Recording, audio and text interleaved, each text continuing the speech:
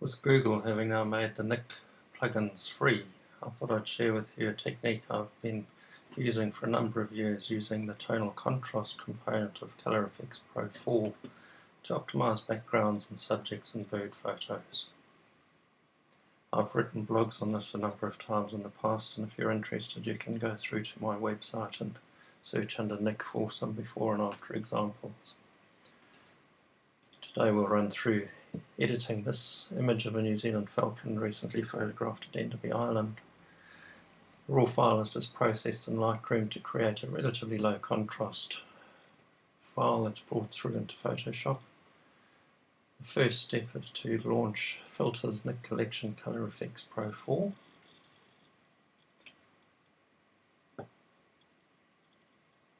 Down on the left hand side you'll see tonal contrast. At the default settings it improves the contrast and saturation on the bird but makes the background look terrible. So I tend to knock back the contrast on the highlights, midtones and shadows down to the 80 to 100% mark. Saturation I tend to knock back around about the 20% mark. It all depends on the background. What this can do is make the shadows a little bit too light, which looks unrealistic, so I tend to protect the shadows. So we now have an image that has a lower contrast, less saturated background, which to my eye looks a bit more pleasing and less distracting. The bird's a little bit flat, but we'll solve that in the next step. So we say OK. This will give us a new layer with that effect sitting above the background layer.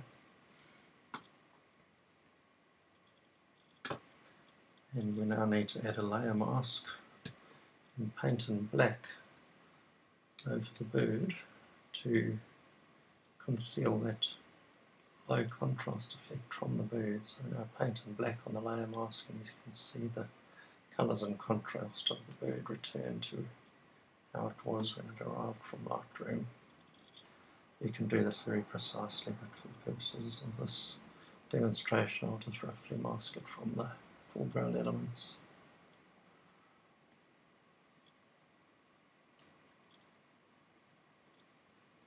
So that'll do for what we're doing today. Next step is to create a new layer with those changes. So stamp visible, which is Shift Alt Command and E on a Mac. We then launch Color Efex Pro 4 again, and this time we'll use a setting closer to the default. So highlights I tend to leave relatively unaffected. Midtones depends on the image, but up around the 20-25% mark. Shadows sort of 5 to 15% depending on the image. Saturation can be put anywhere between 0 and 10%. Some images can use a little bit more saturation. Final thing is we don't need to protect the shadows because we're wanting to enhance the contrast in them now. So if we look at this comparison, we can see the bird pops nicely, the background's been made a bit worse again.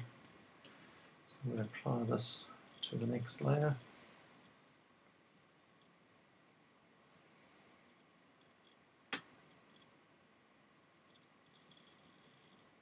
There we go, our middle layer has done its job, we can drag it down and delete it. And the next step is to move the mask up onto the higher contrast layer. So by Alt dragging we can shift it up there, and Command I inverts the mask, so that now reveals the higher contrast on the bird while masking the high contrast from the background. So by switching off those layers we can see that's where we arrived from Lightroom. We reduce the saturation and contrast on the background, and we enhance the saturation and contrast on the bird. That brings it forward in the image nicely, and I've found this a very useful technique for processing images over the years, and I hope you find it useful.